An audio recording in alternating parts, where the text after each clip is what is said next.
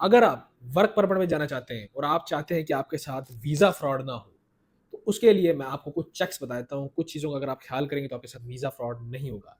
मैं हूँ Rao Zakaria, director at visa वाले इमिग्रेशन लॉ फ़र्म। मैं एक रजिस्टर्ड इमिग्रेशन लॉयर हूँ। तो आज मैं आपको सबसे पहले ये चीज़ बता दूँ कि अगर आप अपना वर्क परमिट का प्रोसेस इनिशिएट करते हैं, तो सबसे पहली चीज़ ये है कि आपने हमेशा उस इदारे के पास जाना है, जो कि ऑथेंटिक हो। अब ये कैसे पता लगेगा कि वो इदारा ऑथेंटिक है?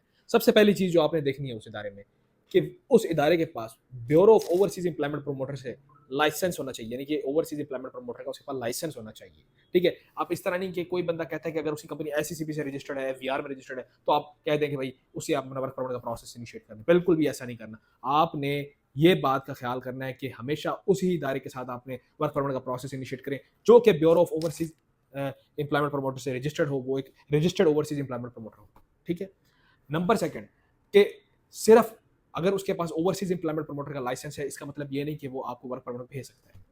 अगली चीज जो आपने चेक करनी है वो ये है कि इमिग्रेशन ऑर्डिनेंस में ऑर्डिनेंस 1979 के तहत कि हम जब भी कोई overseas employment promoter, for example, वो एडवर्टाइज करता है कि मेरे पास सऊदी अरब में ड्राइवर की जॉब आई हुई है, मेरे पास रोमानिया में हेल्पर, किचन हेल्पर के या गार्डनर के या फार्म वर्कर के मेरे पास वीजे आए हुए हैं, तो किस तरह के तरीके से पता लगेगा उसके पास वीजे आए हुए हैं? आपने देखना है कि जब भी कोई भी ये कहता है कि मेरे पास डिमांड आई हुई है, तो उसका एक प्रोसेस है, Pakistan government government of Pakistan ने उसका बताया है। वो ये है कि उसके पास bureau of overseas and employment promoter, bureau of overseas and immigration से उसके पास एक अप्रूव डिमांड होती है।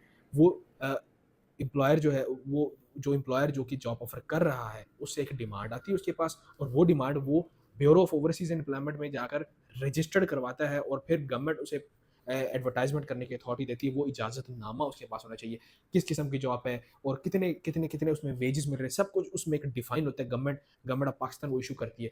तो अगर अगर आप वर्क परमिट का प्रोसेस इनिशिएट करना चाहते हैं, तो अगर आप इन दो चीज़ों का ख्याल करेंगे, तो आपके साथ वीज़ा फ्रॉड होने के चांसेस 90 95% आपके पास ऑथेंटिक आप काम करवा सकते हैं, आप फ्रॉड से बच सकते हैं।